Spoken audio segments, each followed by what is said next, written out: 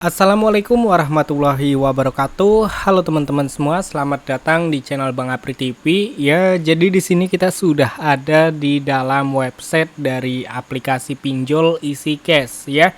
Jadi untuk aplikasi EasyCash di sini udah ada simulasi pinjamannya teman-teman ya.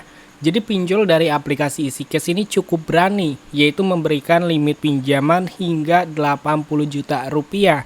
Dan untuk aplikasi pinjol dari EasyCash tidak ada DC lapangannya. Jadi ini cocok banget buat kalian para gold buyers atau yang memiliki data busuk. Kalian bisa ajukan pinjaman di aplikasi EasyCash ini.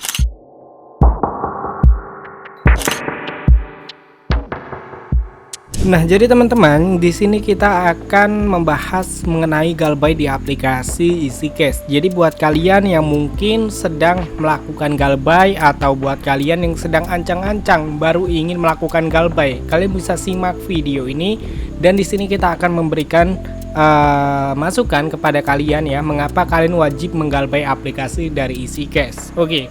Di sini kalian bisa lihat ya teman-teman ya. Jadi untuk aplikasi EasyCash ini ada contoh pinjaman nih teman-teman. Jadi contoh pinjaman misalkan 10 juta deh, kita genapkan ya. Gimana nih kita paskan? Oke, 10 juta kita paskan aja 10 juta ya, susah amat gesernya.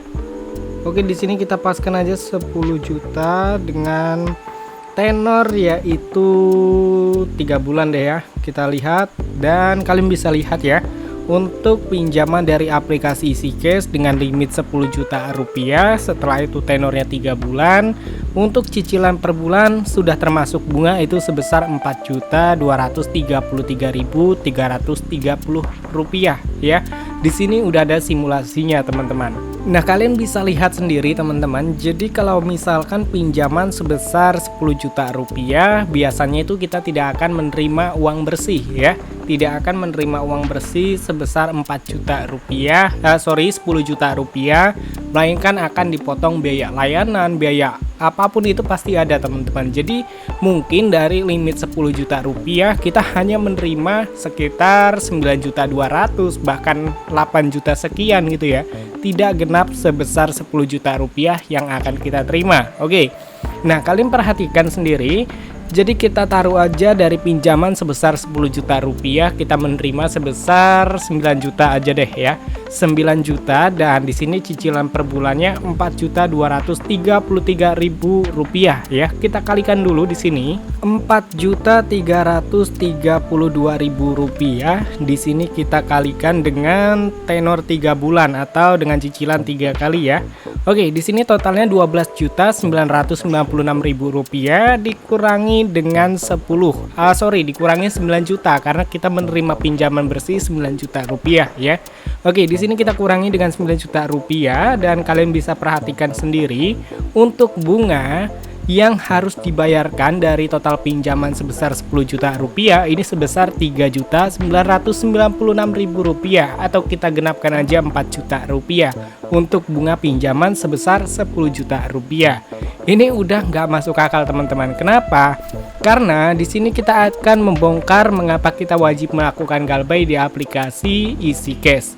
Ya, di sini gue juga tidak membela ataupun tidak membagus-baguskan dari aplikasi EasyCash. Tetapi untuk aplikasi dari pinjaman EasyCash ini memang aman ya. Kalian bisa lihat sendiri di websitenya dari EasyCash. Di sini keterangannya aman, lebih aman menggunakan EasyCash. Ini betul apa adanya teman-teman. Memang betul aman menggunakan EasyCash. Kenapa?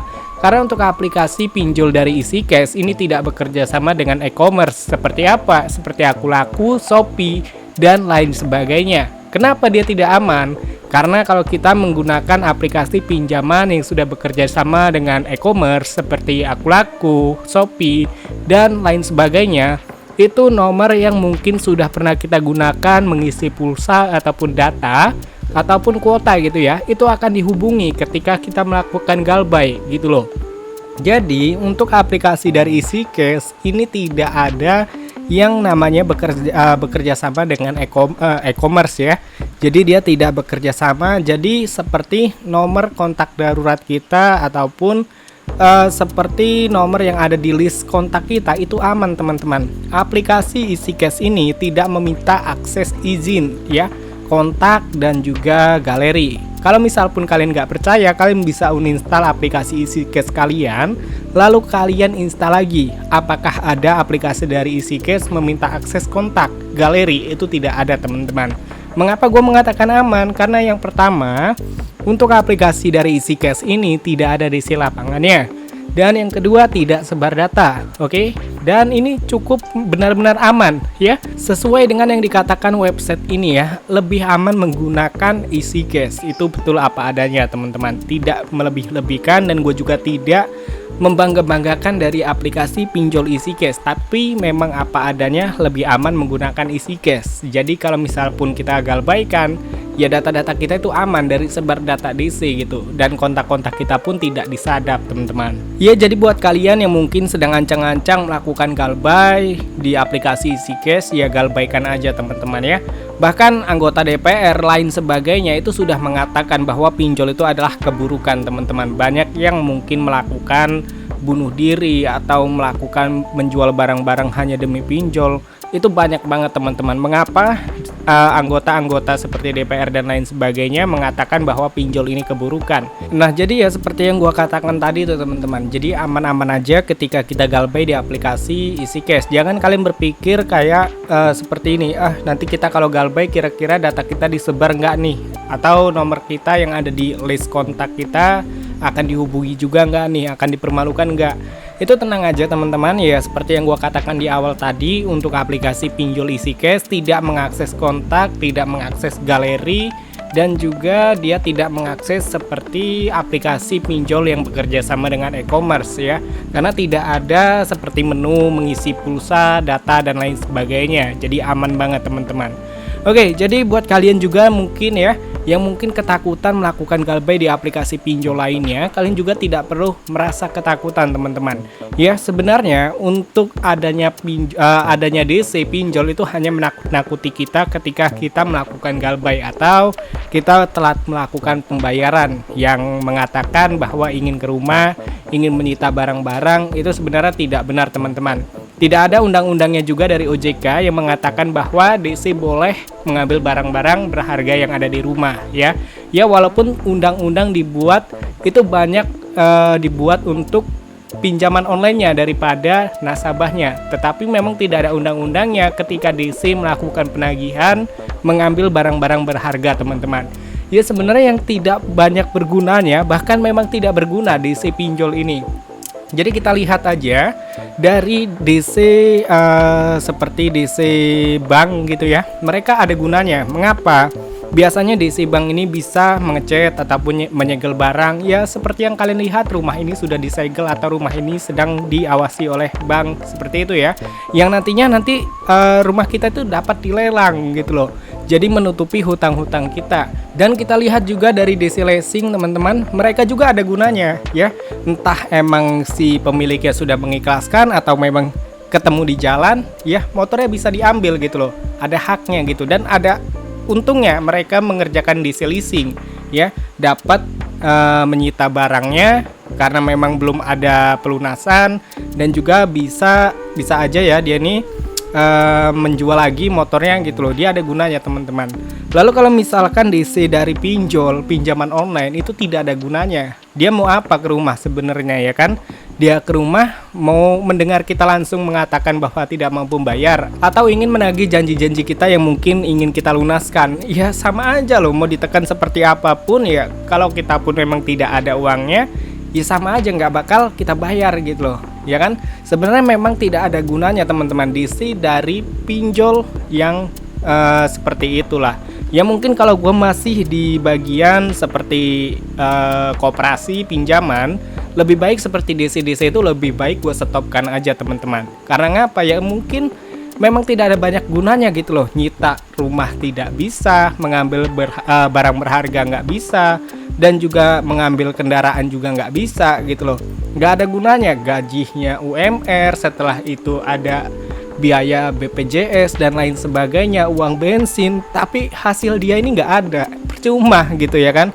Jadi emang tidak ada gunanya dari DC kecuali memang menakut-nakuti nasabah yang melakukan galbay teman-teman. Dan satu lagi yang harus gue sampaikan kepada kalian juga jangan pernah percaya dengan yang adanya mungkin ya, karena setiap pinjol walaupun tidak memiliki DC lapangan pasti memiliki DC WhatsApp ya, yang menjelaskan atau menakut-nakuti atau mengancam ingin mendatangi rumah kita dengan membawa debt collector atau lain sebagainya. Ya, walaupun memang pinjol ini tidak memiliki DC debt collector lapangan, tetapi dia kan memiliki debt collector WA nih, pasti dia mengatakan ada DC lapangan. Ini harus kalian ketahui teman-teman ya. Walaupun misal dia tidak ada DC lapangan, tetapi pasti DC dari WA mengatakan ada DC lapangan yang akan menagih ke rumah jika tidak melunasi hutang-hutang kita. Ya, ini patut kalian ketahui teman-teman, karena ini adalah salah satu ketakutan kita ya, ketika kita memang diancam ingin ada DC yang datang ke rumah. Dan yang kedua, jangan pernah melakukan pembayaran secara cash di rumah gitu. Ya, biasanya DC datang ke rumah menagih tagihan kita nih, datang dan kita memang tidak bisa melakukan pembayaran, tetapi dia mengatakan seperti minta uang rokok dan lain sebagainya. Itu jangan pernah kalian berikan teman-teman, karena percuma aja seperti kalian memberikan 100-200 ribu untuk utang kalian di aplikasi, itu tidak akan pernah terpotong. Walaupun kalian sudah memberikan seperti misalkan 500 ribu rupiah, itu tidak akan terpotong, hutang kalian ya tetap segitu aja teman-teman. Itu adalah permainan atau permainan licik dari DC. Jadi kalian jangan pernah memberikan uang cash secara jangan pernah memberikan cash kepada DC yang meminta teman-teman ya. Dan juga teman-teman, sebenarnya tidak hanya nasabah yang dapat melakukan galbay gitu loh. Sebenarnya para aplikasi pinjol ini bisa juga melakukan galbay kepada investornya gitu. Jadi kalau kita pun melakukan galbay sebesar 1 juta 2 juta, sebenarnya ada ketakutan di antara aplikasinya. Kenapa? Karena si investor ini sudah menunggu uangnya kembali gitu loh teman-teman. Nah, yang harus kalian ketahui, ketika aplikasi pinjol ini mengetahui kita ini melakukan galbay dan si investor ini meminta uangnya kembali, mau tidak mau kan dia harus mengeklaim dari hasil kerjasama dengan asuransi. Ya, ini wajib kalian ketahui teman-teman. Nah, jadi untuk asuransi ini akan menanggung dari hasil yang kita galbaykan gitu. Misalkan kita galbay nih sebesar 2 juta rupiah ya kan. Nah, dari aplikasi ini mengetahui kita galbay, tetapi dia wajib melakukan setoran uang kepada investor. Mau nggak mau dia harus mengeklaim dari asuransi tadi. Jadi asuransi ini sudah melunaskan hutang kita, dalam artian juga memang utang kita lunas teman-teman ya. Jadi seperti inilah siklusnya ya. Jadi misal pun kalian kerja nih di pabrik atau di mana gitu. Nah, siapa yang tidak ingin mendapatkan gaji 2 kali lipat, iya kan? Walaupun hutang kita ini sudah dilunaskan oleh asuransi, tetapi dia tetap masih menagih teman-teman, karena ya dia sudah mengklaim asuransi dan uangnya pun sudah dikembalikan kepada investor, dia juga ingin mendapatkan keuntungan lagi. Ya seperti itu teman-teman. Sebenarnya dalam penagihan DC itu batas maksimal itu 90 hari teman-teman. Jadi lebih dari situ ya udah sebenarnya hangus ya. Itu harus kalian ketahui teman-teman. Intinya yang pertama, aman-aman aja galbay di aplikasi EasyCash, tidak ada isi lapangan, tidak menyebar data, dan juga tidak keluar kondar. Serta untuk aplikasi dari EasyCash juga ini dapat kalian galbaykan dengan aman ya. Kenapa? Ya tadi kita sudah jelaskan. Untuk aplikasinya tidak ada DC lapangan, yang pastinya tidak ada ketakutan ataupun kecemasan dari kalian yang mungkin ketakutan akan DC yang datang ke rumah atau lain sebagainya, sebar data, itu aman banget teman-teman. Nah, jadi mungkin teman-teman itu aja yang bisa gue sampaikan. Jadi buat kalian yang mungkin sedang dalam masa galbay atau sedang menjalani galbay atau baru ancang-ancang atau baru aja ingin memulai tapi ragu, kalian bisa simak aja video ini. Dan kalian juga bisa memastikan juga dengan keyakinan kalian sendiri. Jika kalian mengikuti channel ini sudah lama, ya gue juga sudah sering banget menjelaskan kepada kalian aplikasi-aplikasi yang ada di DC lapangannya atau tidak ada di DC lapangannya. Intinya dari kepercayaan dari diri kalian sendiri, kalian bisa mengubah hidup kalian menjadi lebih baik, keuangan kalian menjadi lebih baik ke depannya daripada kalian gali lubang tutup lubang teman-teman. Itu tidak akan ada habisnya, yang ada utang kalian makin banyak, makin numpuk gitu. Jadi kalau emang kalian ingin galbaikan aja sekaligus semua yang mungkin ingin kalian abaikan teman-teman, sehingga data-data kalian nantinya sudah ke blacklist dan juga tidak bisa melakukan pengajuan pinjaman. Itu bisa menjadi hidup kalian lebih baik ke depannya daripada melakukan gali lubang tutup lubang yang tidak ada habisnya teman-teman.